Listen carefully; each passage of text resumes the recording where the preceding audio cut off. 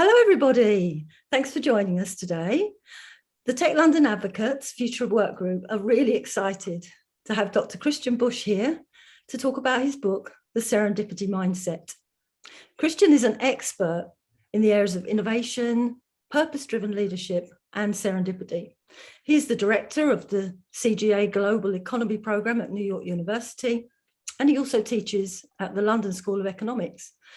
The co-founder of Leaders on Purpose and the Sandbox Network, and a former director of LSE's Innovation Lab, he has worked with senior executives and governments across the world. And if that's not enough, he is a member of the World Economic Forum's Expert Forum, a fellow of the Royal Society of Arts, and on the Thinkers 50 list of the 30 thinkers most likely to shape the future.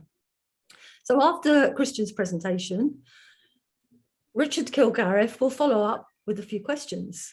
Richard is the host of the Bookomi podcast and has personally connected the world's best non-fiction authors to leaders at Google, Facebook, AKQA, HSBC, Burberry, Soho House, and many others via his private events. He's a super connector, and I'll always be grateful for all the amazing serendipitous encounters I've had at his breakfast events.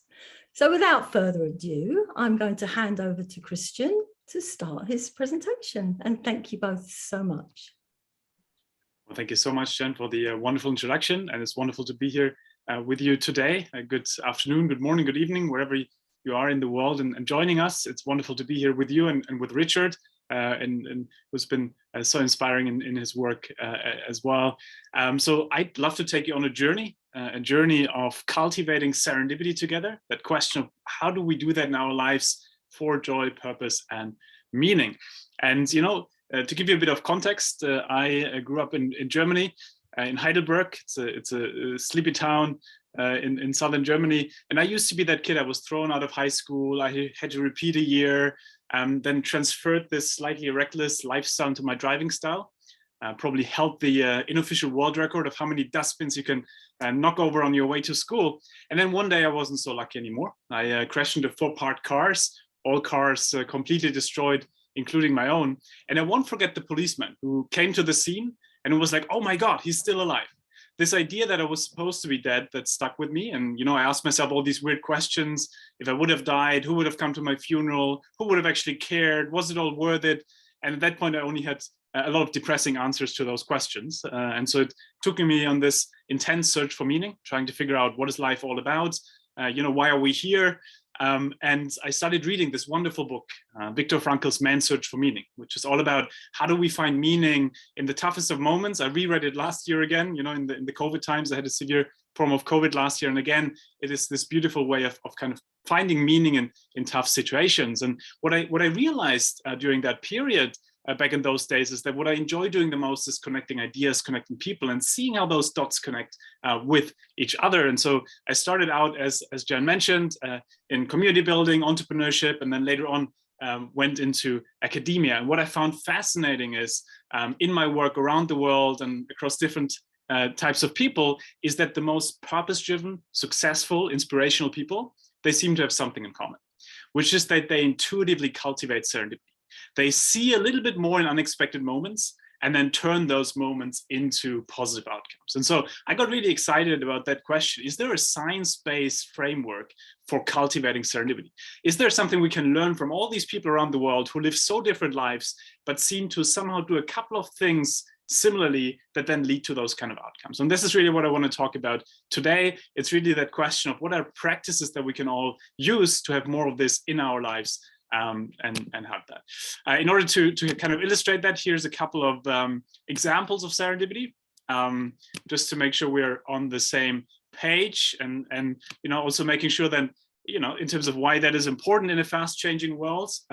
We finished a study. We did a study with some of the world's most successful CEOs, and we try to understand what is it that makes you so successful. And the key theme really that came out from it was we are able to cope with the unexpected. We are able to turn the unexpected into something because that's what usually defines who we are. As Hubert Joly at Best Buy said it beautifully. And Tom Cummins at Tom Linneberger at Cummins said it also beautifully, that cultivating serendipity is the one way to actually navigate in times of uncertainty. And so it's an active leadership style that those CEOs have embraced. But it's not only CEOs, and that's, I think, what's exciting about this, that yes, we see this with the most successful CEOs, but we're also seeing this in our lives in so many different areas. I mean, imagine this situation, you know, a couple of decades ago. Anyone, by the way, knows what this might be here? This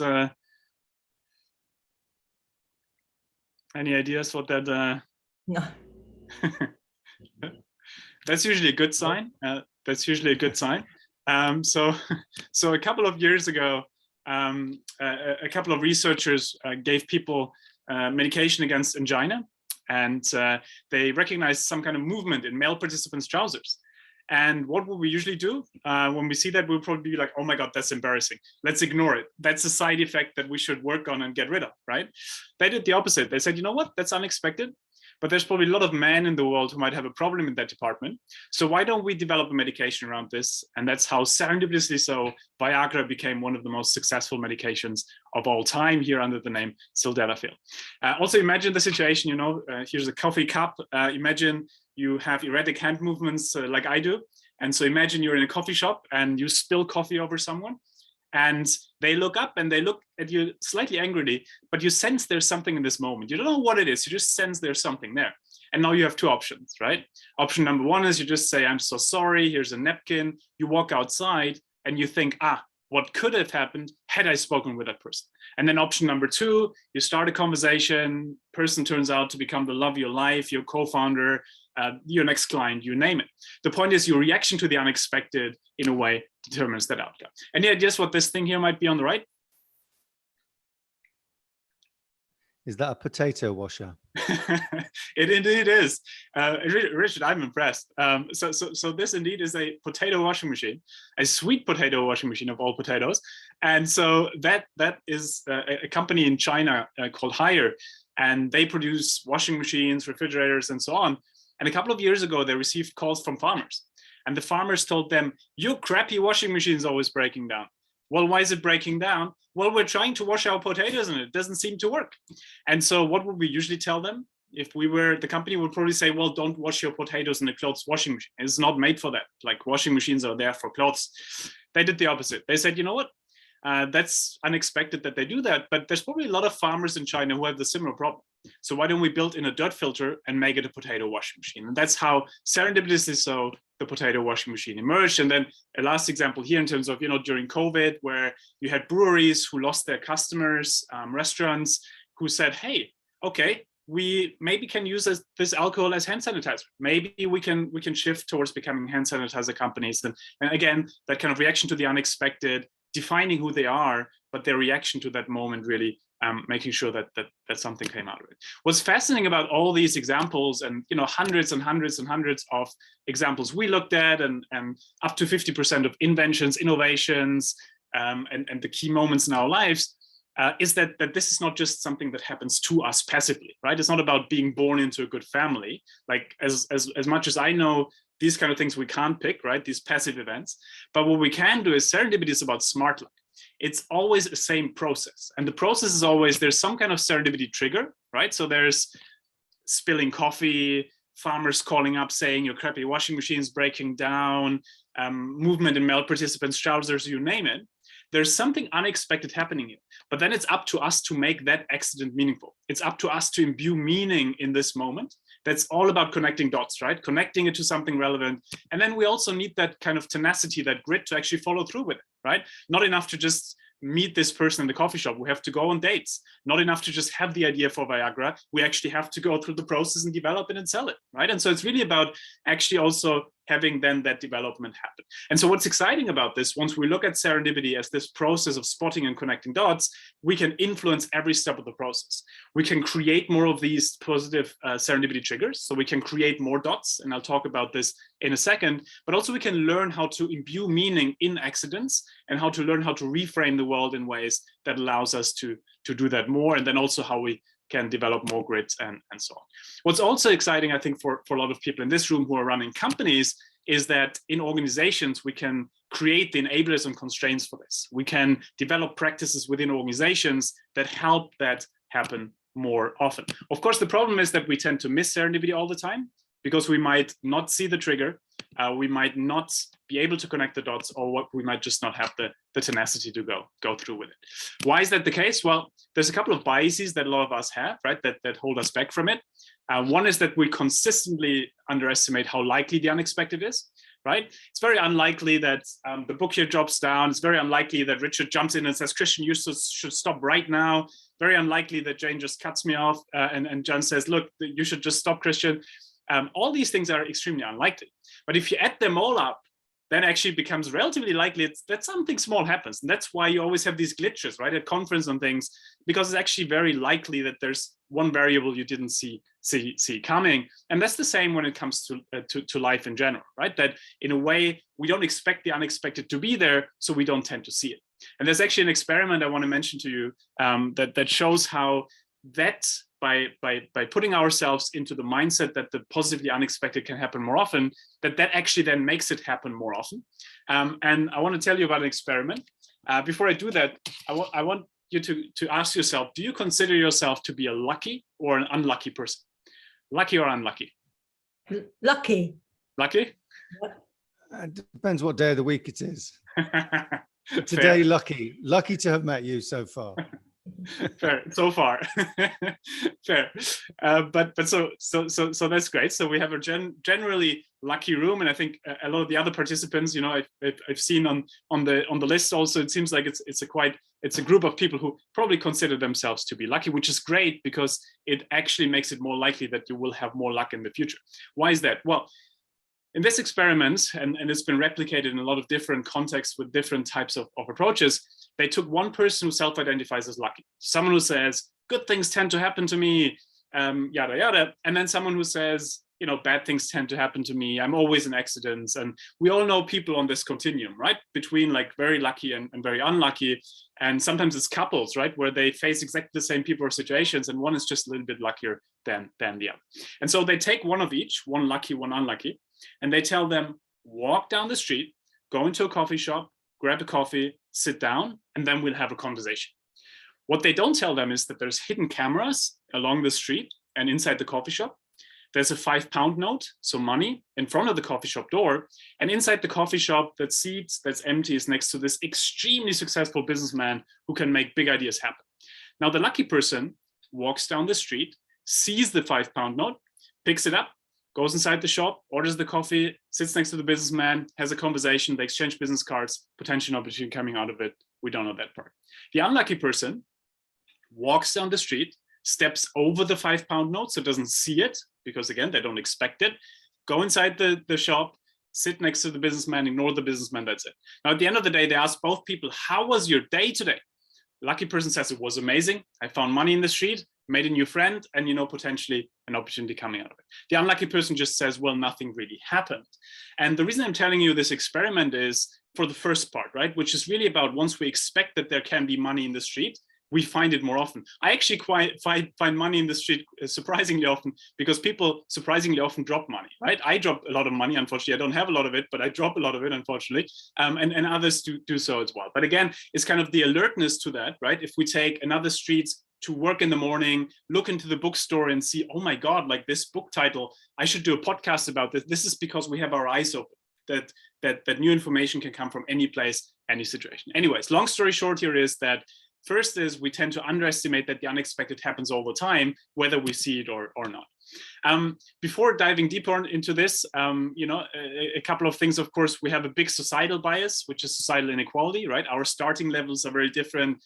Me here sitting in New York, having access to networks and education, very different to a lot of my work is in Sub-Saharan Africa, where if you're an entrepreneur there, you obviously don't have that starting level. So everything we talk about in terms of mindset, we also have to see, of course, we can never blame anyone for bad luck or something that happens in their respective context. But now another bias is functional fixedness. So that's all this kind of hammer nail thing, right? If I have an approach and then I assume this is my approach, then I continuously follow through with this. I might not see newly emerging things. And my favorite is post-rationalization. And post-rationalization is really this idea here that, we've probably all been in this situation where, let's say we apply for a new job and we have this interview, and we go to the interviewer and we say, yes, and then I wanted this job, and then I decided to do this, and then this, and then this, and this, right? A linear story, even though, of course, we might just have run into someone at a conference who told us about a new job, and then unexpectedly we ended up somewhere else. So the point is we're telling a story as if it's step by step, even though it's a bit more like a squig. And I see that a lot in my work with executive teams, right? That in a way, you would have the CEO come in and say, I had exactly this plan, then we executed, and then it all worked out well, and this is why we're here. Versus, no, I had this plan, and then like a couple of things happen, and then now we're here, and that's great. And what I found fascinating in our work is that the most successful CEOs, what differentiates them is that they realize that they can give a sense of direction. So, hey, if I'm MasterCard, here is the bigger purpose. We want to bring 500 million people into the financial system. So that's kind of like a North Star for us. We know where we're going. But then, hey, here's an approximate strategy. But I'm already telling you now that we most likely might need to adjust that strategy based on new information that's coming in. And so we have both this kind of idea of where we're going, but at the same time also then have this openness to the unexpected. And so they cultivate an environment where it is okay to have these squiggles happen. And that actually helps them to frame a more active language around these uncertainty aspects. Now that we talked about, the kind of bigger picture, serendipity, what holds us back, let's, as a last part, talk about what are some of the practices that help us to have more of this serendipity, that help us to cultivate more of this. And here, one of my absolute favorites is, and I think Jen and Richard, you probably both know him really well, Ollie Barrett in London, who's a wonderful super connector. And he, from him, I learned this amazing strategy, the hook strategy. And the hook strategy is all about saying, if you, go to a conference or wherever you go, you get asked this dreaded question, what do you do, right? And which puts you into a box, and that's that. Now, if you would ask Ollie, what do you do? He would say something like, well, I'm a technology entrepreneur, recently started reading into the philosophy of science, but what I'm really excited about is playing the piano. And so what he's doing here is he's giving you 3 potential dots that you could connect, where you could be like, oh my God, such a coincidence. I've been hosting piano matinees, you should stop by. Oh my God, such a coincidence. My sister is teaching on the philosophy of science, you should give a guest lecture. The point is that we can use every interaction, every conversation to cast a couple of hooks about the things we're interested in. In my case, for example, when I go to new meetings, I might just say, hey, I just came from this meeting. We talked about how to get the serendipity mindset into education systems, but now I'm here and I'm so excited. And, out of 10 people, there's always 1 or 2 who come afterwards and say, oh my God, such a coincidence. My uncle runs a school. You should talk with that person. The point is that I'm a big fan of, making a serendipity journal where you write down, what are your key interests at the moment? What are some of the themes that you would like to put out there? And then you can see that into every conversation with the uncle, with the brother, with the sister, in this autopilot call that you anyways have to have. And it's surprising how often people will be like, oh my God, such a coincidence, X, Y, Z. We can't know what their social capital is. We can't know what ideas they might have. And so we allow them to connect the dots for us. And I found that to become a beautiful way to kind of really create serendipity. The other way around, of course, we can also ask questions differently. Right? Instead of asking, what do you do? Or these kind of questions ourselves that limit the opportunity space, we can ask questions like, what do you enjoy doing? What do you love doing? Things that dive deeper into the motivation. Then you can go to a fisher village in Italy, and you will not ask the fisherman, what do you do? And they will tell you, well, I'm fishing. But you will ask them, what do you enjoy doing? Well, I enjoy going out in the sea for the endlessness of the sea, and I enjoy it so much. And then I would be like, well, I relate to the endlessness of the sea. Like, this is like and the point is, with everyone, we can find common denominators once we ask them about the underlying motivation versus the exact thing they do. And that's when kind of serendipity starts to happen, because we connect the dots with those people, especially who are so unexpectedly similar to us, even though we think they're very different from us. A second strategy is really about looking at mistakes and crises differently. We talked about the Viagra example. There's a lot of corporate examples we can talk about. But one simple thing here really to me is the potato washing machine example, where the idea is not to have a huge change within a corporation and say you have to do everything different, right? Like, that doesn't work. We all know that most people are resistant to change. We can make small behavioral shifts. And so it might be this one question in the weekly meeting that asks, what surprised you last week? Oh, it surprised you last week that farmers are washing potatoes in the washing machine. Great, that's fantastic. And so what we're doing by asking these simple questions is we're legitimizing the idea that the unexpected is okay. The unexpected is not a threat to our marketing strategy. The unexpected is not a threat to our authority as a leader, but actually the unexpected is part of our strategy. And I think that's where it gets really interesting, to legitimize those quote unquote accidents as part of our strategy rather than seeing them as a threat to our authority. Now, a third one is really around reframing situations. I'm a big fan here. There's this fantastic organization in the Cape Flats in Cape Town called Reconstructed Living Labs. And what they do is they have a low-cost education methodology. So something like 10 steps to use social media to build your business. And they come out of an extreme resource constrained context. There's nothing there, right? I mean, talk about budget cuts in COVID, like they never had a budget in the first place. So they don't even think about a budget in the first place. And so what they do is when they go into different communities to spread their model, instead of asking, what do you need to make it happen? They say, what's already here and how do we make the best out of it? Oh, there's an old garage, fantastic. That could be a training center. There's a former drug dealer, fantastic. That person will be creative, have a lot of social capital. And if we can turn them into a teacher, it makes it cool to be a teacher in this community.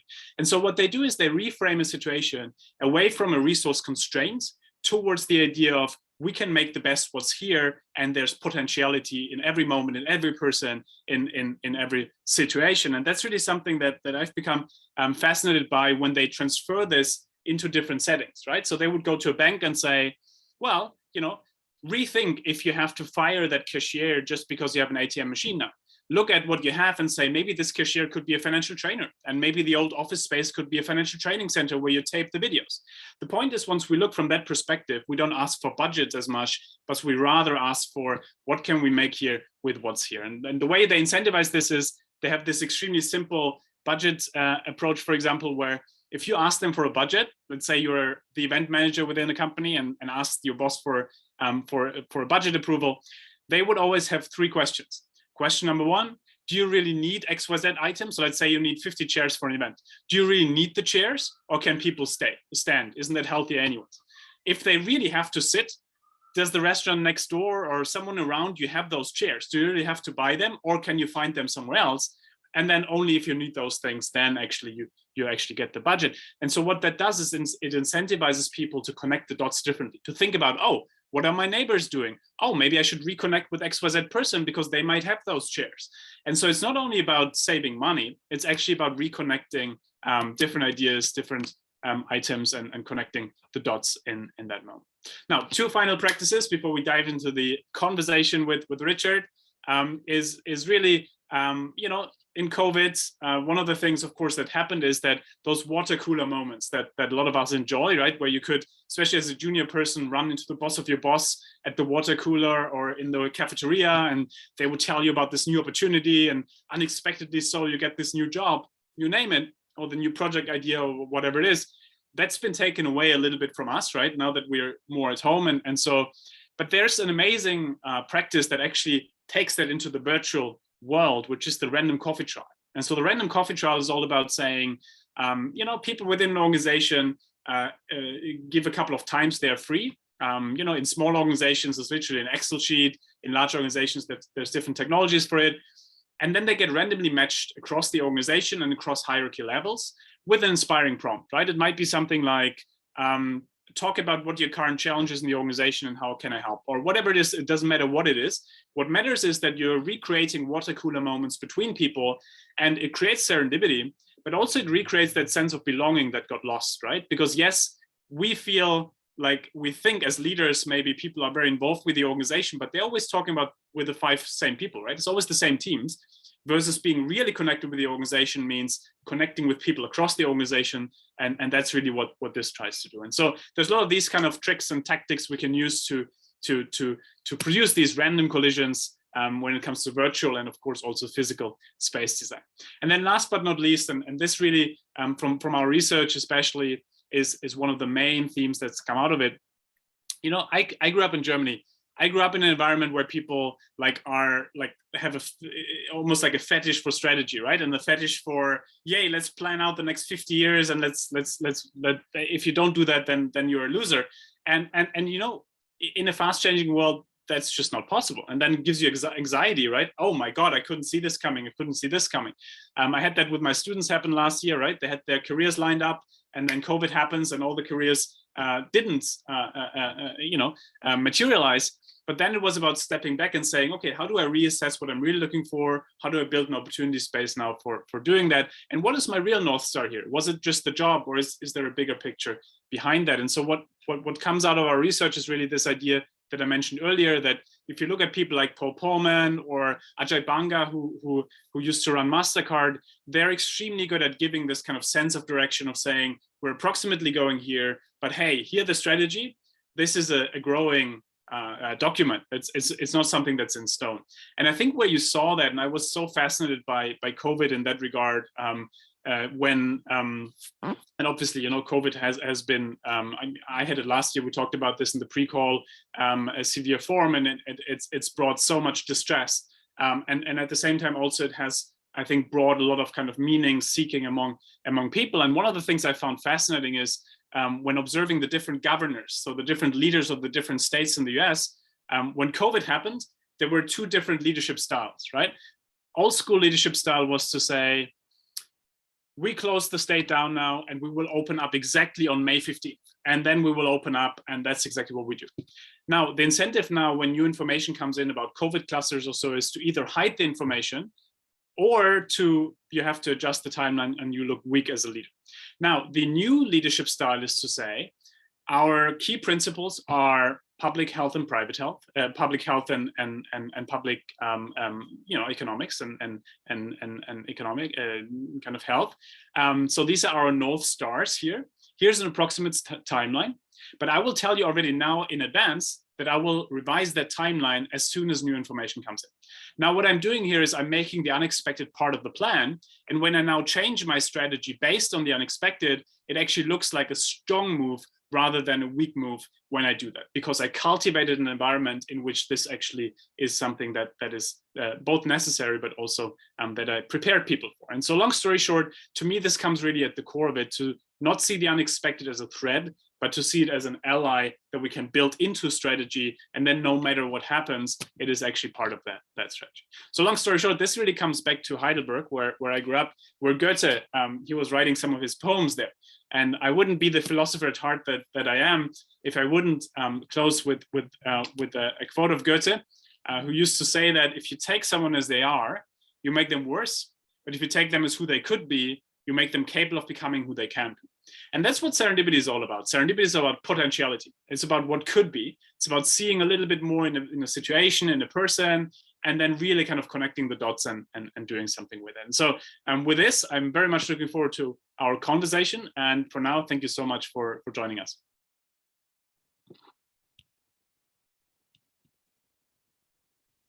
Christian, thank you so much for that presentation. I enjoyed it. I learned from it, and I could almost keep up with you. I think we are in a different time zone at the moment than I am. So we're winding down and you're winding up.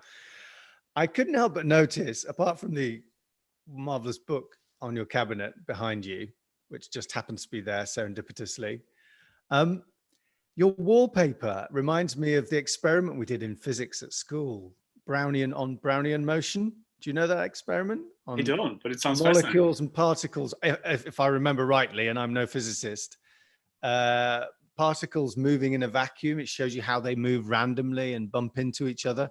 I thought for a moment there, you'd chosen your wallpaper based on Brownian motion. One for all the physicists out there.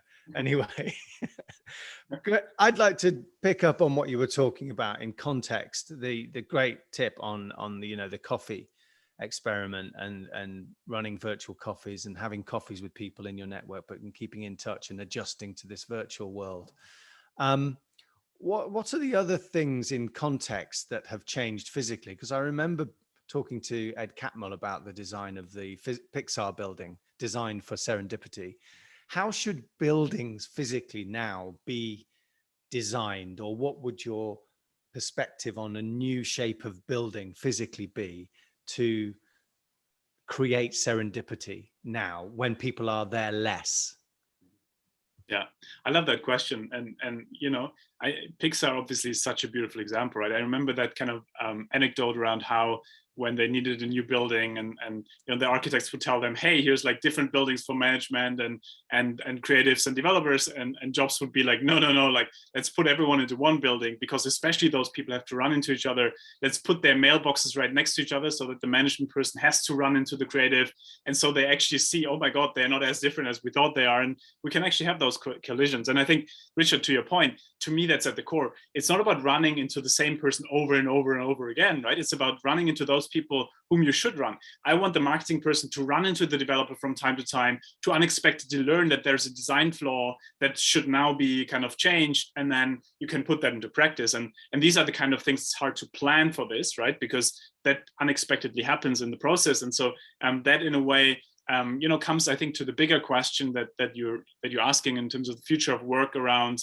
And I'm excited to be with this group, right, with experts around the future of work, and Jen and her colleagues that you've been convening here, because to me the big question is, what is the purpose of the office space, right? What is the purpose of having people being in a space together? Is it really that we sit in the same marathon meetings every day and like see the same people and nothing really happens? Is it the kind of, or is it the kind of meetings where I'm saying, wow, like this was like a high energy meeting with like different types of people that gave me a new idea? And so to me, the first step always is, as an organization, to say, let's differentiate between the meetings that we can easily have on Zoom and that are kind of so routine that it doesn't really matter where people are, versus what are the kind of meetings that make people feel emotionally connected, that makes people kind of connect across these different areas. And I think that's very contextual, right? That's very depending on the organization itself. But I'm a big believer of a more hub-based approach, of like really having like smaller offices, but more satellite, where people can,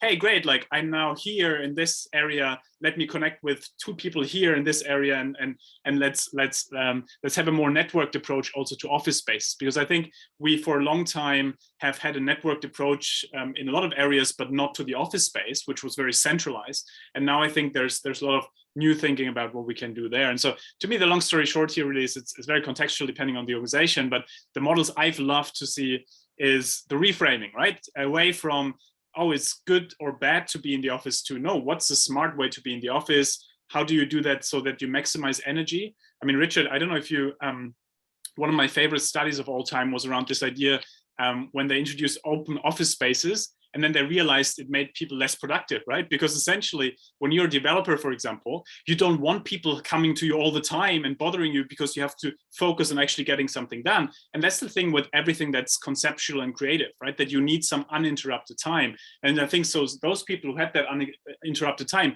were extremely productive during the pandemic if they didn't have a crying child next door, right? I think, again, that shows the inequality of what's happening. But to me, this is really a great excuse to rethink all these things. Like, for what purpose did we in the first place build this office?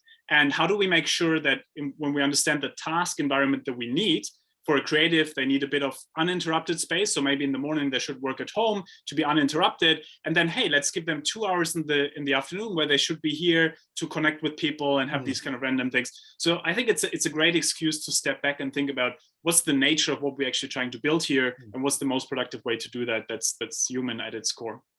And the human brain naturally lends itself to conformity and patterns, and then paradoxically gets stuck in those patterns and has to be jolted out of them. So the pandemic can be seen as that excuse for change. But how do we, and I speak personally as someone who's been through this, who, you know, you might be an ambivert. I know you've described yourself before as a closet introvert. Was it a closet introvert? I don't know. Can an introvert be in the closet? I don't know. Anyway, how do we, once we know we've started getting into habits where we're quite comfortable, we quite like the fact we don't have to say hello to 10 different people in the morning, or, you know, but we know actually for our own mental health, it's good to have those micro interactions. It's good to make an effort, because otherwise you might ossify, you might, turn into someone who's not malleable and not changeable and can only operate within a certain space. What would you say personally, and what are your personal experiences of dealing with that transition from wow, this is actually quite nice. I'm in my pajamas and I'm holding a board meeting, to the other extreme is I'm totally buttoned up and I have to be on show all day. How do we manage that transition back personally, do you think, as a philosopher and a human behaviorist? That's a great question. I feel, a lot of us, I feel we got completely socially inept. No, when we're in a coffee shop and like walk around and it's like you talk and then, oh no, I should step a little bit back because we still should be a little bit socially distanced, and it's been fascinating, right? And I mean, in general, I've been a big fan of because it's such an individual question, right? In terms of what we feel comfortable, what's our comfort zone. I'm always a big fan of pushing the comfort zone a little bit because that's where the magic happens. But I'm a big fan of really stepping back and saying, okay, when I think about my life, and I think about those moments in my life that really enriched my life in terms of those kind of positive, unexpected encounters or situations that really kind of added to it, what was it that I did in those moments and how can I do more of that? So let's say each time I do X, Y, Z, each time I go into a coffee shop and I ask the barista this kind of question, we always have a great conversation. Then, okay, how can I do more of this in different settings? How can I scale this to other settings? Versus then also the opposite. In those moments where something could have happened, but it didn't, right? So in those moments in the coffee shop where we spilled the coffee and we didn't talk, thinking about what is it behind that it was about. Is it really just because we're more introverted, or is it because of fear of rejection, imposter syndrome, all the kind of things that I feel, I have all at once here. And so like, how do you then in a way work on those deeper underlying self-limiting constraints? And so, that might mean, okay, if it's fear of rejection, how do I put myself now 20 times into a situation where I will be rejected, right? Do I send 20 grand proposals and just get, 19 rejections and see and take it from there? But I found it fascinating how it's both about the tactics, right? And we can definitely talk more about tactics in terms of how we can approach people and everything else. But I think more importantly, what is it behind my fear of doing that? And then really working on that underlying deeper psychological thing that might hold us back. Yes, because it's creating new habits. It's an opportunity for us to change. It's almost like we're starting society again gradually, and we maybe look back on now as a time of great positive change because we can get rid of some bad habits and the territorialism of space at work. Now we value mixing together, but as a society, you're German, and you were born in Germany, weren't you? And you describe yourself as a planner and a cultural archetype. But do you think that we, and I say we as people living in relatively prosperous, industrialized, liberal democracies, which have all benefited from machine intelligence, do you think that we have a sense of entitlement over certainty and self-determination? And is this why pandemics and things like populism catch us off guard? Because we've become too comfortable. We expect certainty. I love that question because I think that's exactly it. That COVID was almost like a collective near-death experience, right? Where everyone's like, wow, like this can all be over. Like everything we took for granted can just be over, right? Like any assumption we've had, yes, the assumption is I can always go just back to work in the morning. No, the office was literally sealed. Like I couldn't, like physically it wasn't possible to go into the office. I could just fly to visit my parents. No, for 1 year, I was not able to visit my parents. And like in my old mind, that was something that wouldn't even have entered. It was a complete unknown. And that's kind of like, to your point, even as someone who has studied this for over a decade now, I've always been fascinated by how I think in our contexts, serendipity has a lot of times been around more like the kind of nice to have, right? How it adds to our life, how it provides innovation, how we find the love of our life, all these kind of things that are beautiful and they add to our life, but they're not necessarily the kind of things that help us survive. But actually what I've always had in resource constrained settings is that out of necessity, people have to create their own smart luck. And so in a way, we now had to do that, right? That's why that example of the brewery came to mind, where if you're a brewery and you always assumed you will always produce beer, and now from one day to the other, there's just no market for beer, now you have to completely rethink. And I think that in a way is kind of like this necessity-based serendipity came completely to the fore. And I found that fascinating because there's so much to learn from these resource constraint settings where out of necessity, people have been doing it for such a long time. And I think to your point, you know, if you're in the Cape Flats in Cape Town, you can't even plan the next 20 minutes because someone might rob you within the 2 minutes that you're sitting somewhere. Someone might, so in a way, you don't have any certainty at all on the one side of the extreme. And then we had that kind of idea that we can control a lot of things. But I think letting go of that illusion of control that never was really there, like control was never there to the degree I think we assumed it was there. But now I think it was a very clear kind of, oh my God, like any kind of assumption can just be questioned like this. We had here, Richard, I was here early this year when there was almost a coup of the government. Who would have thought that the US government could just kind of like potentially not be there tomorrow? Like these kind of things, you know, in this fast changing world, it's all possible. And I think, you know, spinning that maybe also then the other way around, that also means we can construct a lot of things because like you can literally question every assumption. You can question every assumption. That's what entrepreneurs have always been doing, right? They have said, I don't take an existing structure for granted. I rather think about what else could be here. And I think that's the opportunity at the moment, that I think a lot of people are much more open to the idea of, okay, if I can plan everything out, how do I ground myself in my values so that there's at least some kind of certainty based on my values, based on my friends, and then based from this is the certainty now versus the exact kind of mapping of my life. Yes, I suppose we're all in a situation where we have to reassess our values and reassess what's important to us at work and in life and in our futures. And you know, we're coming off the back of COP26. Climate change is the longest opportunity we've had for a while now. You know, I was working in this space 10, 15 years ago, and it's worrying to know that the same arguments and the same counter arguments are still appearing. Do you think it will take an immediate, as in a physical existential problem, to actually change behavior on a global scale? Or do you think that we can effectively change one person at a time? How do you feel? How do we change this crisis into good luck? It's a great question. And you know, it's actually something, so the paperback of this book will come out in January, and one of the kind of additional chapters is around the disorienting dilemma. So this idea that when we are in situations where we have this big cognitive dissonance that, oh my God, everything that I thought was true is not true, that's usually a way where we can learn the most, right? Because now we're feeling this friction between what we thought is true and what could be true. And the same with climate change, right? Like it feels like when you're sitting here in New York, yeah, it's getting a bit warmer, but you know, like, is it really changing my life so much? Like that's what a lot of people might be thinking, right?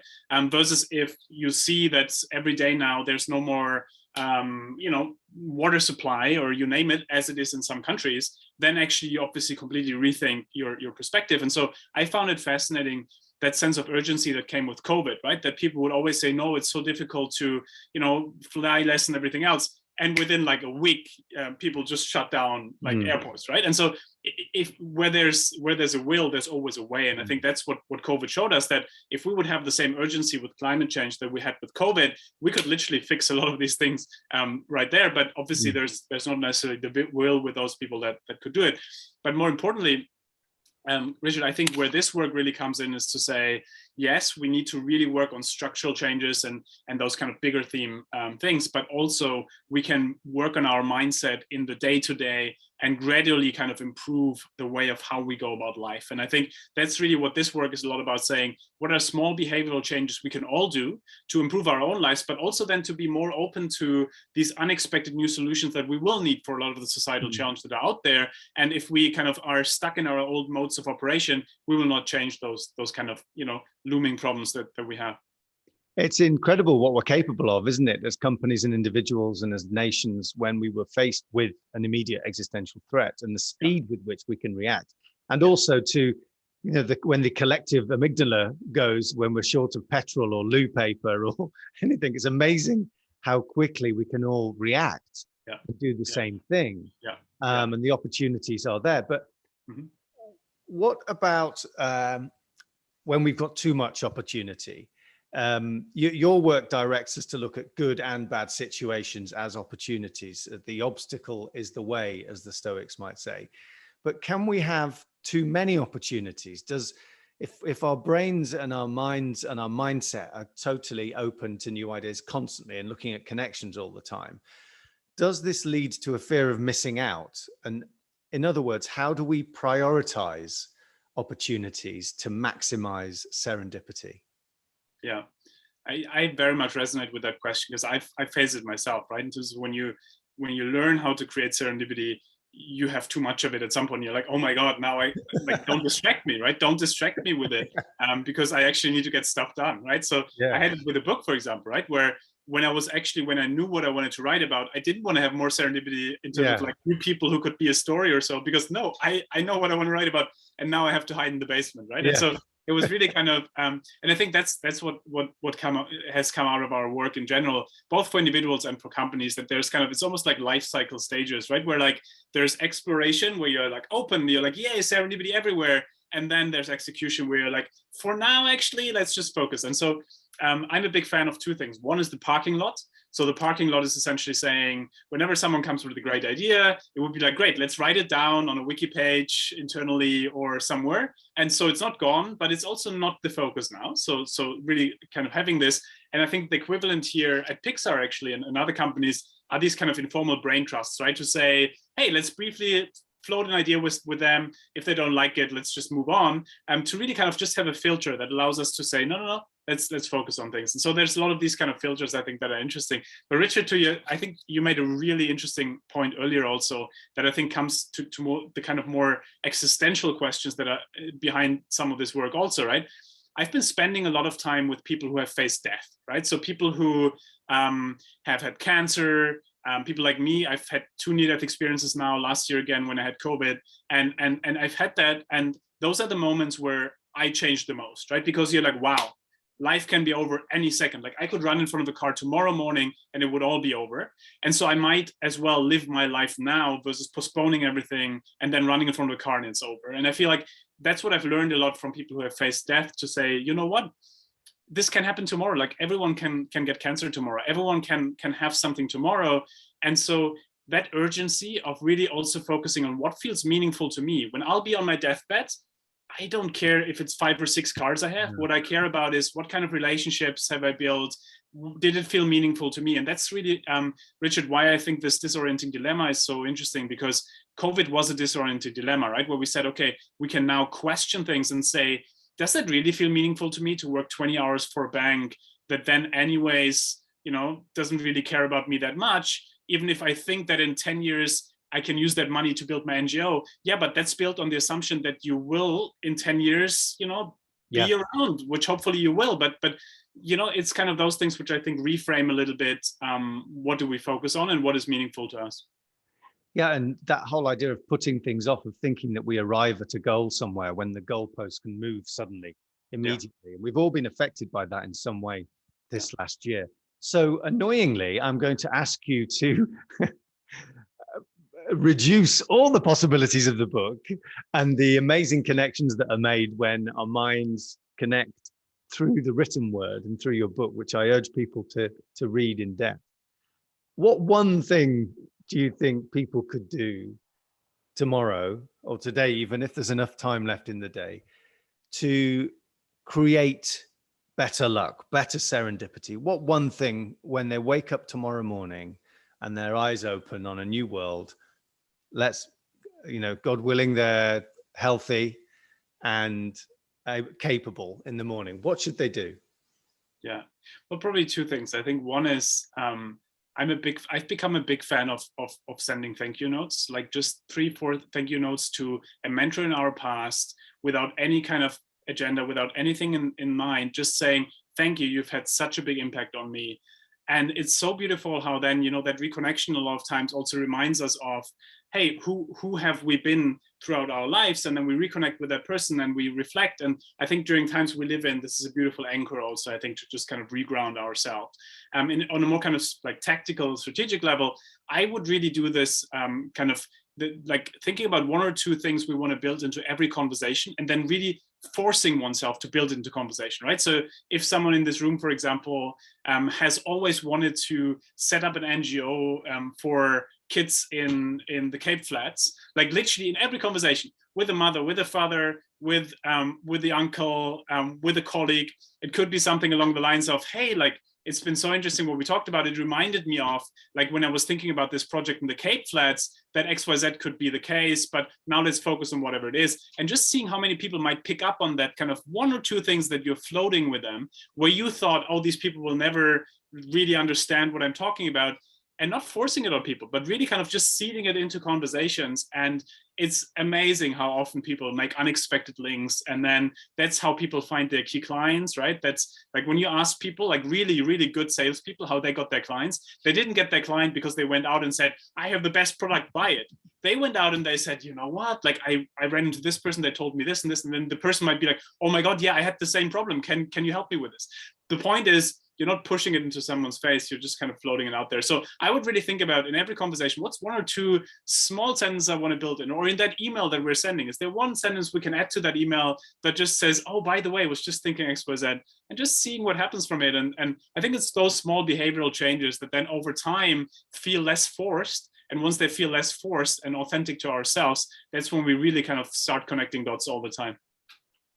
Dr. Christian Busch, thank you for sharing your original memorable insights from your excellent book, The Serendipity Mindset.